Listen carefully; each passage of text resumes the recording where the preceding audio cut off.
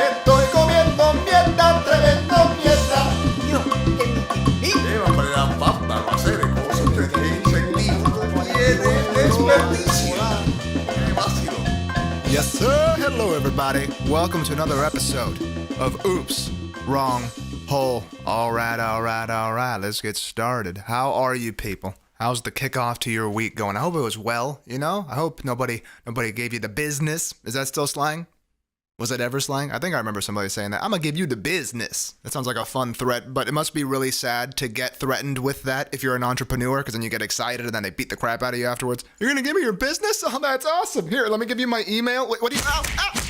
Speaking of assault, Harvey Weinstein's tornado of a mess of his life. It's fallen apart even further. The story's developed even more, and now there's accusations of rape. That's right, straight up rape. It's already graduated from what was already bad enough. He was asking people to watch him shower, asking for hairy back massages, trying to force kisses on people, jerking off in restaurants. No. Now he's gone on to the big old RAPE, and that's...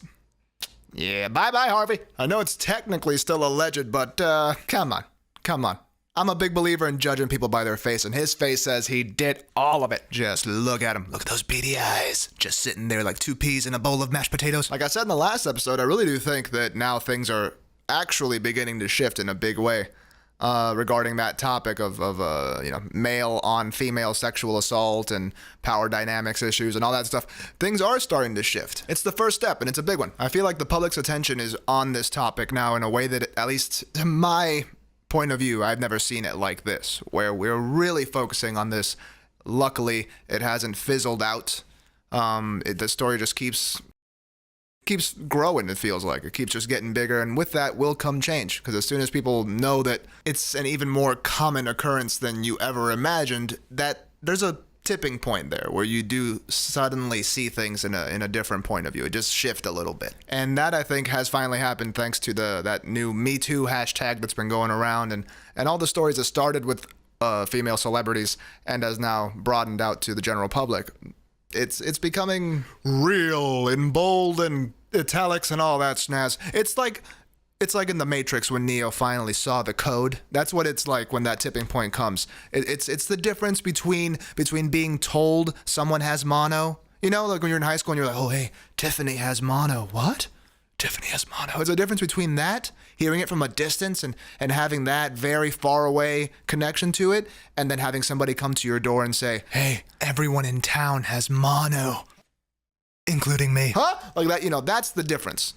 That's the difference that's what's happening now. That second example is what's happening now. The awareness is seeping in because, I mean, listen, obviously everyone knows about rape. That we know it exists.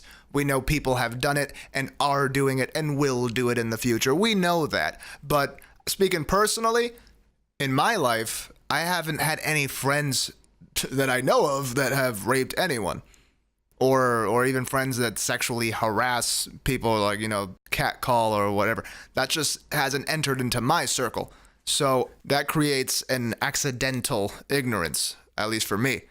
And I've seen people on like my Facebook feed yell out that they assume that there's no way that all men don't know just how rampant, just how hardcore and constant and just nonstop of a problem sexual harassment and rape is in the world. And I gotta say, on my end, unfortunately/fortunately, I'm so far removed from people who would do that I didn't and technically still don't have a super clear idea of just how many people, let's say, in South Florida are raping and sexually harassing people. I still don't know, obviously, but I do feel a bigger weight from this problem as of late, from seeing just, all these different people start just saying it, that happened to them, and it feels like I have a little bit more of an idea now. And my hope is that when all of us have that moment when we feel like, okay, this is a little clearer, it's more in front of my face, what I hope is that we as a entire society, at least on the dude side of things, will start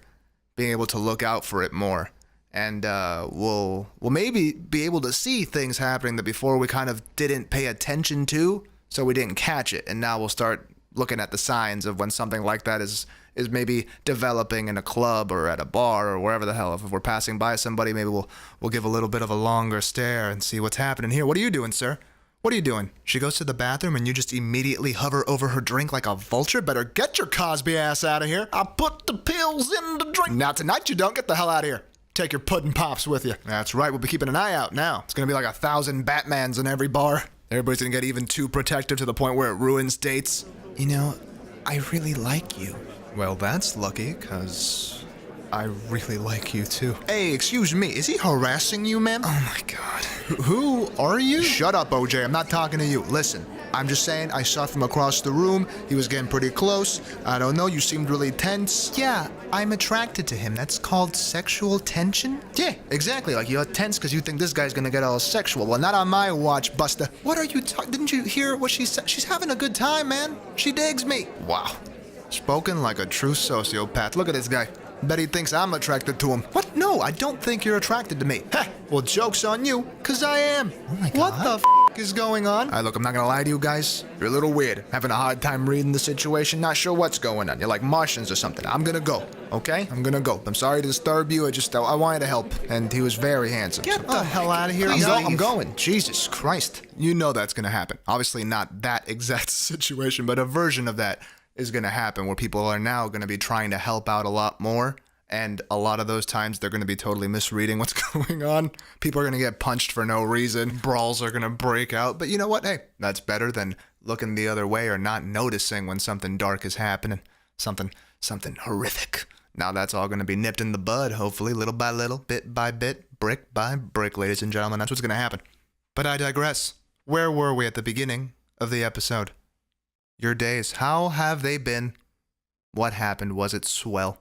Was it swell? Mine was pretty good. I went to my favorite empanada place. So I was there, waiting for my deliciousness, and they gave it to me in a little bag, and she goes, okay, is that all? I said, yes, and she gave me the receipt, and there I saw it. The option to tip.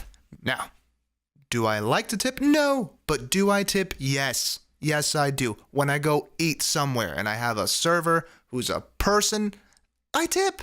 Granted, if they were a dog or something, I'd probably tip a lot more because that's amazing. But I tip people. I give them money for the service. But something weird is happening, people, all across this land. There's a tip jar in every place I go to now. For every kind of service. For everything. Do you hear what's happening to my voice? It's gone up an octave for every tip jar I've seen. Pretty soon I'm going to start talking like this because they're everywhere. What's going on?